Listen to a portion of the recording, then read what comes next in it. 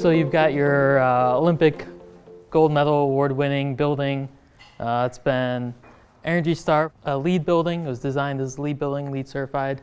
What do you do next? What are the next steps? How do you maintain that performance over time? So the issue with certifications is they don't really tell you the whole story. They don't tell you the potential of your building. So if you have an Energy Star score of 73 or 87, it doesn't mean that your building is 73% efficient or 87% efficient. It doesn't tell you that upper level, which is kind of unfortunate. The other issue with benchmarking is it's always going to be an apples to orange comparison. You're always comparing yourself to a statistical similar enough building, right? Even your building 5 years ago is a different building than it is now. But with that said, what's the first thing I always do with a new building? I benchmark it, because it's a great starting place for the conversation of the building. So there's really two main challenges with a high performance building that I see is how do you maintain that high level of performance, and how do you continually improve upon that? How do you maintain being a market leader? How do you continually reduce your costs? Maintaining performance is somewhat difficult. We see a lot of buildings that over time they kind of degrade in performance. But the approach really is based around data. Collecting data, reviewing data, monitoring data, that's all coming from the building automation system.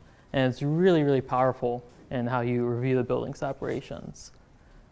Trends from a building automation system are really critical in analyzing how the building's performing. So if we're looking at this cooling tower, you're working outside next to it, you have no idea that there's an issue with it. But if we look at the data from it, you can very quickly see that there's a major issue with it cycling. But if you're standing next to it, you wouldn't see that cycling because the cycling is happening at a 15-minute interval. Maintaining performance is really kind of follows the 80-20 rule, where you can very easily maintain 80% of the energy savings, and it's that last 20% that requires a lot of effort. So really you have to focus on the big things in your building, make sure that they're working right. So that's your main equipment, the chillers, the main air handlers. All of those stuff doesn't play as much as a factor. Making sure all your resets are working correctly. And this is kind of playing into that monitoring-based commissioning. With a few rules, with a few questionnaires set up, you can easily identify those major issues. And then the other question is, how do you push for that continuous improvement? And what I've seen, it usually just takes two things. You need a fresh pair of eyes in your building, and then time. And the fresh eyes can come from either a third party like Cyclone, or I've even seen some buildings where they have like a rotation with their building engineers to review the operation every couple months, and it works pretty well. So where's those sources for continuous improvement? Where do those come from? Well, it's because your building's always evolving. Even though it looks the same from the outside, it's different over time. So say 5 years ago you figured out the maximum chilled water temperature you could have. Since then you've done a lighting upgrade, and it's time to review that chilled water temperature.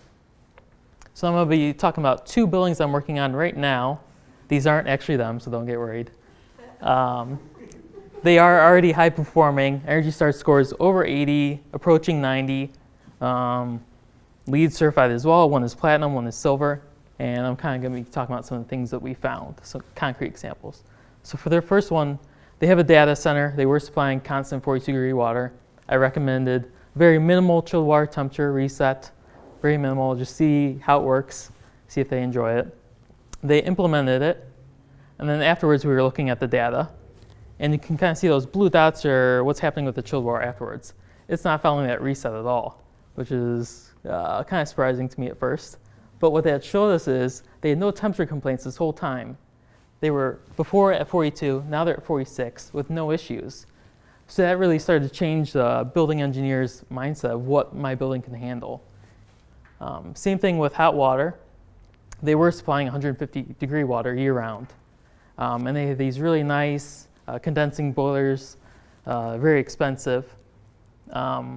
But I said, well, let's try again, low, very small reset, nothing too aggressive, let's see how it works.